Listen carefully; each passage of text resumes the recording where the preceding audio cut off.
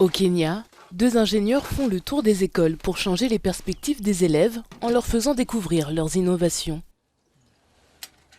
Moses Kiuna et David Gatou ont tous les deux abandonné l'école avant de se passionner pour l'invention et devenir ingénieurs. Ils veulent inciter les enfants à rêver grand et leur montrent pour cela une foule de gadgets astucieux qu'ils ont créés à partir de déchets électroniques.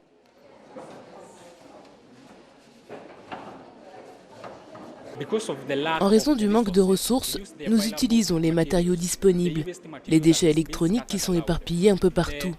Ces pièces-là, nous les recyclons en concevant des bras prothétiques et d'autres innovations. Maintenant, comme ce n'est pas commercialement viable, nous avons pris des mesures pour aider les jeunes enfants. Nous leur apprenons à devenir créatifs. C'est notamment grâce à leur tournée dans des décharges près de Nairobi, la capitale kenyane, qu'ils se procurent les déchets électroniques, ressources précieuses pour la fabrication de leurs gadgets. Depuis que ces personnes sont venues dans notre école, j'ai vraiment été motivée pour devenir un innovateur afin de pouvoir lancer quelque chose et créer quelque chose de nouveau.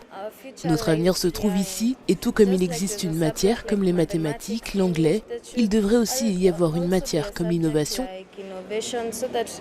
pour qu'elle puisse nous apprendre ce qu'il faut faire dans le futur afin que nous puissions inventer des choses qui peuvent aider les gens. Depuis que cette équipe a commencé à visiter l'école, nos apprenants sont motivés. Nous avons vu leur intérêt augmenter dans d'autres matières, comme en mathématiques et en anglais. Ils veulent s'aventurer dans d'autres domaines maintenant.